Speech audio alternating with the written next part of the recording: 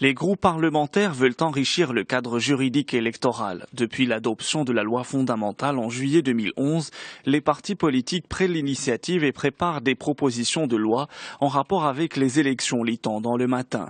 Ce champ d'action était par le passé monopolisé par le département de l'Intérieur à travers des projets de loi et de décrets, relève Le Quotidien.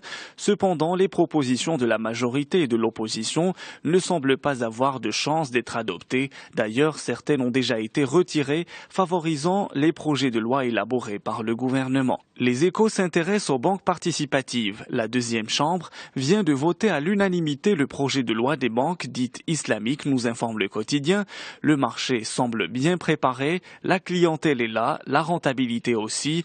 Cette donne va certainement relancer la concurrence entre les opérateurs sur cette nouvelle niche de développement, commente le journal. Toujours dans les Échos, à Dakhla, la pêche clandestine du concombre de mer conduira inéluctablement à l'effondrement des stocks locaux, s'alarme Le Quotidien. Vendu à 40 000 dirhams le kilo, l'espèce marine suscite la convoitise des braconniers qui usent de moyens de plus en plus sophistiqués. Des associations professionnelles et environnementales tirent la sonnette d'alarme. Tout l'écosystème marin est en danger.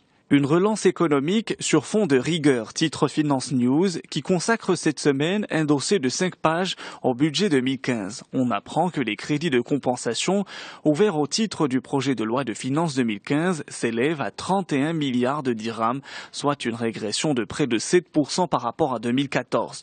Le gouvernement a pris plusieurs mesures d'accompagnement, surtout en faveur des secteurs qui peuvent être impactés par la décompensation.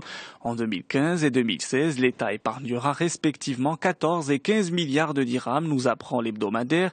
Pour ce qui est des finances publiques, les établissements et entreprises publiques ont dégagé au titre de l'exercice 2013 un résultat net de 10 milliards et demi de dirhams, un résultat qui devrait s'améliorer de 3% en 2014. Challenge s'intéresse pour sa part au secteur informel, un secteur qui hante l'économie. Certes, son impact est dévastateur puisqu'il plombe la compétitivité de l'entreprise et prive l'État d'innombrables ressources, souligne l'hebdomadaire, mais appréhender cette sphère n'a pas été, jusqu'à ce jour, une tâche facile pour le gouvernement.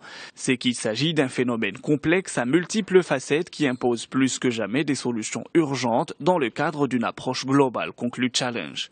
Le mariage tente de moins en moins les Marocains, peut-on lire en une de Libération. Selon les statistiques récentes du ministère de la Justice et des Libertés, le nombre de mariages au Maroc est passé de plus de 311 000 en 2012 à 306 000 en 2013, soit une baisse de 1,6%.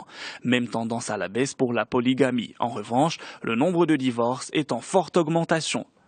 Prévoir les éruptions solaires comme on prévoit un orage. Cette perspective n'est pas pour demain, mais des travaux de chercheurs français publiés hier dans la revue Nature montrent qu'il ne s'agit plus d'un rêve de physicien, écrit Le Monde.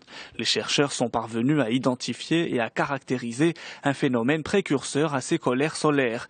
Les perspectives qu'ils ouvrent revêtent autant d'importance pour la compréhension de notre étoile que pour la sécurité de notre société technologique. En effet, lorsqu'elle heurte le champ magnétique terrestre, les énormes quantités de plasma, une sorte de soupe de particules chargées, expulsées par le Soleil au gré de ses sautes d'humeur, sont susceptibles de provoquer des perturbations considérables sur les réseaux électriques, les systèmes satellitaires et la navigation aéronautique.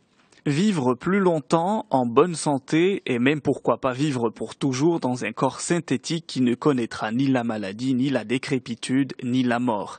Financés par des multinationales et des oligarques milliardaires, de nouveaux alchimistes poursuivent ce vieux rêve de l'humanité, nous apprend Courrier International. Mais cet âge d'or sera réservé aux riches et dessinera une nouvelle lutte des classes, prophétise le magazine Ion.